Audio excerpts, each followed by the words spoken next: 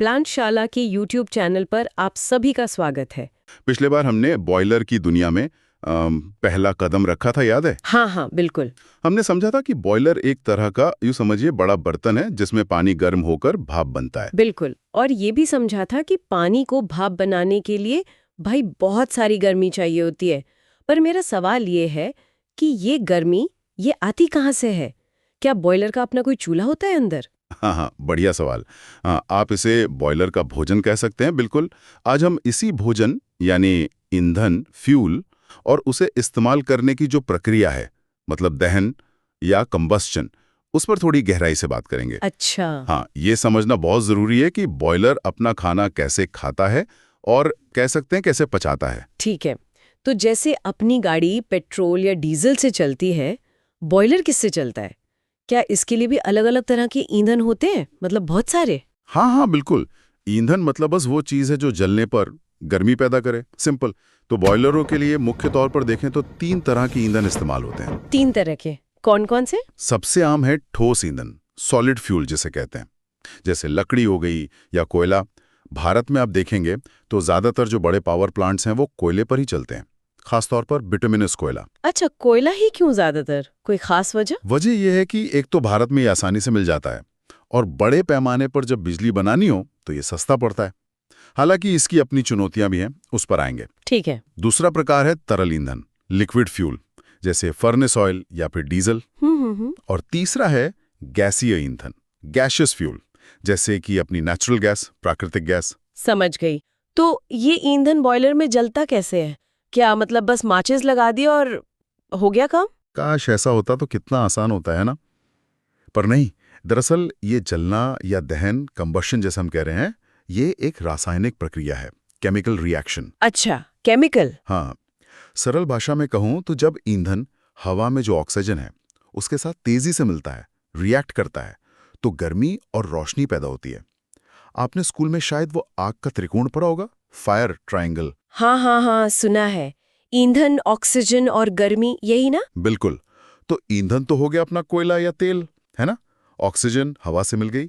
और गर्मी? हाँ, गर्मी वो कहाँ से? देखिए, शुरू में थोड़ी गर्मी देनी पड़ती है जलाने के लिए, इग्निशन के लिए। पर एक बार जलना शुरू हो जाए तो वो प्रक्रिया खुद ही इतनी गर्मी पैदा करती है कि वो चलती रहती है। अच्छा। जैसे कोयले में जो कार्बन होता है, सी, वो ऑक्सीजन O2 से मिलकर कार्बन डाइऑक्साइड CO2 गैस बनाता है और साथ में ढेर सारी गर्मी निकलती है। इसी तरह ईंधन में अगर हाइड्रोजन है, H, तो वो ऑक्सीजन से मिलकर पानी की भाप H2O और गर्मी बनाता है। ओह, तो जैसे घर में अपनी रसोई गैस जलती है, LPG, वैसा ही कुछ। बिल्कुल वैसा ही सिद्धांत है। एकदम सही पकड़ा। और हर ईंधन की ना गर्मी देने की अपनी एक कैपेसिटी होती है, अपनी एक क्षमता होती है। क्षमता? मतलब मतलब? कि 1 किलो ईंधन जलाने पर कितनी गर्मी मिलेगी, इससे हम कहते हैं कैलोरी मान या कैलोरीफिक वैल्यू। कैलोरी मान? हाँ, इसके भी 2 मुख्य प्रकार हैं। एक है GCV, मतलब ग्रॉस कैलोरीफिक वैल्यू, और दूसरा NCV, यानी नेट कैलोरीफिक वैल्यू। GCV मतलब कुल ऊर्जा जो मिली, और NCV वो पानी की भाप बनने में जो ऊर्जा खर्च हो गई उसको घटाकर बताता है। NCV असल इस्तेमाल के ज्यादा करीब होता है। ठीक है, ये समझ आया। तो ईंधन जलने के लिए हवा चाहिए, मतलब ऑक्सीजन। बिल्कुल। पर कितनी हवा? क्या बस अंदाजे से कोई बड़ा सा पंखा चला देते हैं बॉयलर के पास? नहीं, अंदाजे से नहीं।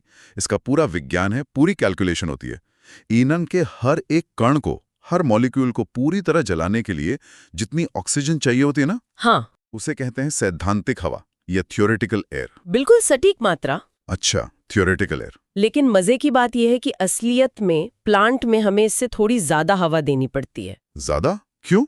अगर सैद्धांतिक हवा पूरी जलाने के लिए काफी है तो फिर एक्स्ट्रा हवा क्यों? उससे तो बेकार में गर्मी वेस्ट नहीं होगी। इसमें बैलेंस कैसे बनाते हैं फिर? बहुत अच्छा सवाल है। ये कंफ्यूजन होता है अक्सर। देखिए, अतिरिक्त हवा, एक्सेस एयर जिसे कहते हैं, वो इसलिए देते हैं ताकि ईंधन का कोई भी कण ऑक्सीजन के संपर्क में आने से रह ना जाए। फ्यूल और एयर का मिक्सिंग परफेक्ट नहीं होता हमेशा। अच्छा, मतलब गारंटी के लिए कि सब जल जाए। बिल्कुल। सोचिए, अगर घर में चूल्हे पर बर्तन रखते हैं और आंच पीली पीली जल रही है, धुआं निकल रहा है, तो बर्तन काला पड़ जाता है ना? हाँ, बिल्कुल पड़ जाता है। वो होता है अधूरा दहन। Incomplete combustion. मतलब ईंधन बर्बाद हो रहा है और साथ में खतरनाक गैसें जैसे कार्बन मोनोऑक्साइड बन रही हैं, प्रदूषण फैल रहा है। ओ, तो एक्सेस एयर इसीलिए जरूरी है। हाँ, लेकिन आपकी बात भी सही है, बहुत ज्यादा एक्सेस एयर भी ठीक नहीं। वो फालतू हवा बॉयलर में जाएगी, गर्म होगी और फिर चिमनी से बाहर निकल जाएगी और अपने साथ कीमती गर्मी भी ले जाएगी उड़ा के। तो मतलब बॉयलर की एफिशिएंसी कम हो जाएगी। एग्जैक्टली, बॉयलर की कार्यकुशलता, एफिशिएंसी कम हो जाती है। तो एक सही मात्रा ढूंढनी पड़ती है। आमतौर पर कोयले के लिए शायद 15-20% एक्सेस एयर रखते हैं, गैस के लिए थोड़ी कम। प्लांट्स में क्या करते हैं? फ्लू गैस यानी चिमनी से निकलने वाले धुएं में ऑक्सीजन सेंसर लगाते हैं। अच्छा। हाँ, उससे लगातार पता चलता रहता है कि कितनी ऑक्सीजन बाहर जा रही है और उसी हिसाब से हवा को कम ज्यादा करते रहते हैं। ये सब जानना प्रैक्टिकली कैसे काम आता है? मान लीजिए कोई नया इंजीनियर है प्लांट में, तो उसके लिए ये सब जानना क्यों जरूरी है? अरे, ये बहुत ही काम आता है। देखिए, सबसे पहली बात तो ईंधन की क्वालिटी, उसकी गुणवत्ता सीधा असर डालती है। जैसे मैंने कहा, भारतीय कोयले में राख की मात्रा, ऐश कंटेंट, अक्सर काफी ज्यादा होती है। हाँ, आपने बताया 30-40% भी। हाँ, कभी कभी उससे भी ज्यादा। अब इसका सीधा मतलब है कि बॉयलर में उतनी ही ज्यादा राख बनेगी, उसे लगातार निकालना पड़ेगा, साफ करना पड़ेगा, वरना वो जम जाएगी अंदर। तो ज्यादा राख मतलब रखरखाव का ज्यादा झंझट, ज्यादा खर्चा।